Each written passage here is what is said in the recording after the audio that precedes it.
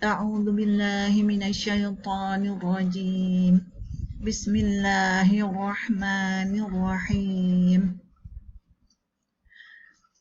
نويت التعلم والتعليم والنفع والانتفاع ومذكرة والتذكير والإفادة والاستفادة والحث على التمسك بكتاب الله وسنة رسوله صلى الله عليه وسلم والدعاء إلى الهدى والدلالة على الخير وابتغاء وجه الله ومرضاته وقربه وثوابه سبحانه مع اللطف والعافية وصلاح العاقبة برحمتك يا أرحم الراحمين اللهم إنا نسألك العلم اللدني والمشرب الصافي الهني يا وهاب يا غني يا وهاب يا غني يا وهاب يا غني وصلى الله على سيدنا محمد وعلى آله وصحبه وسلم رب اشرح لي صدري ويسر لي أمري واحلل عقدة من لساني يفقه قولي آمين الحمد لله رب العالمين. Bertemu kembali untuk memperkatakan tentang kebebasan wanita Islam yang beriman. Secara tak langsung memperkatakan tentang pernikahan saya bersama Mr. Michael Jackson. Okey. Saya mulakan untuk memperkatakan ayat 231. Ayat 231 ayat ni. Jadi sebelum tu saya nak beritahu ada sedikit penambahbaikan dan ayat untuk ayat ini dan ayat-ayat yang seterusnya lah. Jadi buat sementara ini saya tunjukkan untuk ayat 231 sahaja dahulu. Penambahbaikan dia tak ada kesalahan tapi penambahbaikan macam contohnya yang inilah. Sebelum ni tak ada warna garisan jadi saya tambah warna untuk memudahkan ataupun menyenangkan untuk memahami dan menyenangkan juga saya untuk menerangkan. Saya buat penambahan mewarna garisan. Contohnya inilah untuk ayat 231. Dan tambahan lagi sebelum ni untuk ayat ni saya gunakan garisan lurus. Jadi saya tukar kepada garisan putus-putus sebab saya nak menunjukkan kaitan dia ayat-ayat yang ada ni dengan kesimpulan ataupun dengan peringatan Allah yang di akhir ayat itu. Sebelum ni saya buat garisan lurus ini dan ini sahaja. Jadi saya tambahkan juga lepas ni garis putus-putus untuk yang lain-lain juga sebab semuanya berkait. Cuma saya fikirkan dulu dia kalau macam ni maksud dia kalau saya buat satu garisan je maksud dia untuk keseluruhan, maksud dia termasuk yang ini juga, maksud dia merangkumi yang ini juga. Tapi untuk lebih faham, untuk saya faham okey, untuk orang lain lebih faham, lebih baiklah saya buat garisan putus-putus ini untuk semua ayat-ayat yang ada di dalam, yang berkaitan lah yang ada di dalam ni. Jadi ayat 231 ini boleh dibahagikan kepada ayat keseluruhannya, ayat penuhnya, ayat penuhnya ini,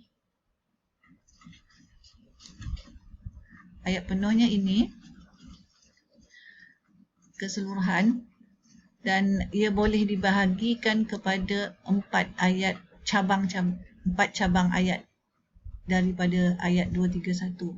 Dia ayat tu menandakan perkara, boleh dibahagikan kepada 4 perkara juga. 4 perkara yang Allah ingin beritahu di sini. 4 perkara yang di dalam ayat itu. Jadi sebelum itu, ini ayat warna 4 ni, 4 warna kuning ni menandakan 4 ayat, cabang ayat yang boleh dibuat untuk ayat 231. Bukan ayat tu yang maksud dia, ayat boleh dibuat pelbagai ayat lagi, tapi untuk memperkatakan tentang ayat ini, iaitu mesej yang Allah nak sampaikan, ada 4 perkara. Jadi 4 ayat lah saya bahagikan kepada 4 ayat. Kalau untuk buat ayat, boleh buat lagi ayat-ayat tambahan, tapi untuk mesej yang ingin disampaikan oleh ayat 231 oleh Allah ini ada 4 perkara, 4 ayat lah saya buat. Jadi untuk ayat keseluruhannya, buat permulaan ni kita tengok dulu ayat keseluruhannya. Okey, ini untuk ayat keseluruhannya. Ayat keseluruhan ayat 231 surah Al-Baqarah. Jadi saya bacakan dahulu ayatnya dan terjemahannya. Saya mulakan ya. A'udzu billahi minasyaitonir rajim. Wa idza talaqtumun nisaa fabalagna ajalahunna fa'amsikuhunna bima'ruf au sarrihuhunna bima'ruf wala tamsikuhunna diraran lita'tadu wa may yaf'al dhalika faqad zalama nafsah wala tattakhidu ayatillahi huzwa wadhkuru ni'matallahi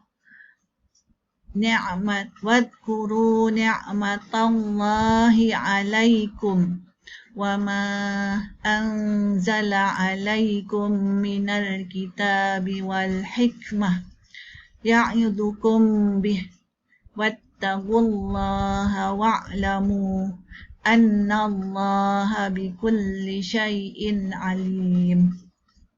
Sadaqallahul azim. Dia punya terjemahan.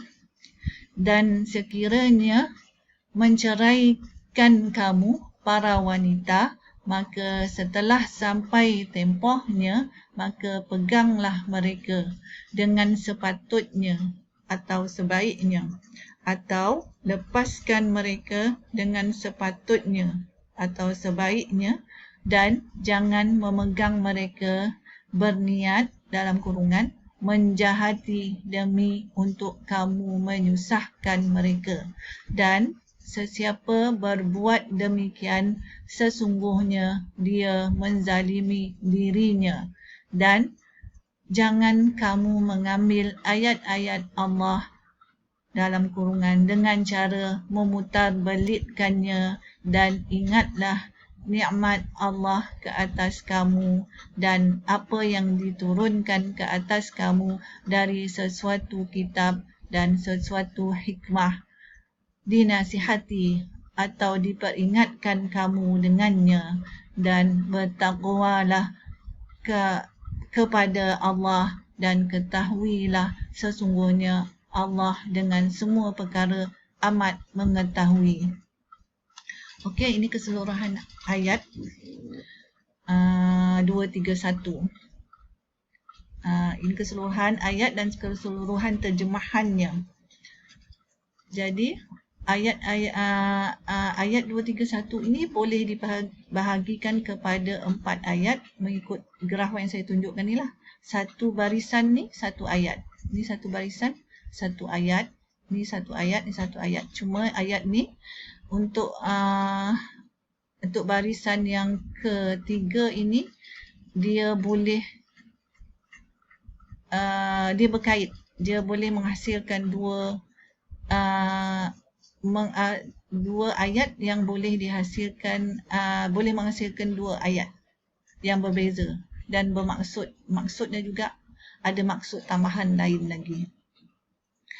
Okey, jadi itu kemudian nanti saya beritahu kemudianlah ya, bila sampai kepada ayat ni saya beritahu. Jadi sekarang saya nak tunjukkan ayat pertama, nak tunjukkan ayat pertama ini, bagaimana ia terhasil ayat pertama ini. Jadi ayat pertama ini sebab di dalam Al-Quran ataupun di dalam ayat-ayat Allah ni, perkataan wa dan au ni amat penting untuk menentukan ayat-ayat tersebut. Sebab ini pentinglah. Dan ni wa, au, atau ini penting untuk membezakan, untuk menentukan ayat-ayat tersebut. Jadi untuk ayat pertama ini kita tengok dulu ayat pertama. Jadi saya besarkan sikit biar nampak jelas. Ini ayat pertama ya. Sampai ke di sini.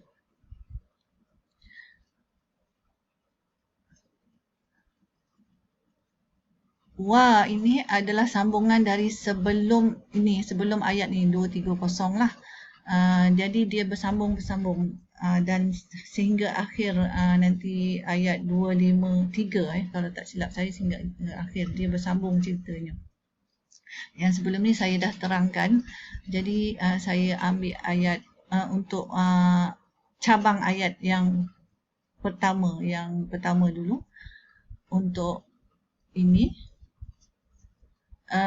Jadi untuk ayat ini wa, satu ayat wa dan dimulakan dengan wa, dan idza talaqtumun nisaa fabalagna ajalahunna.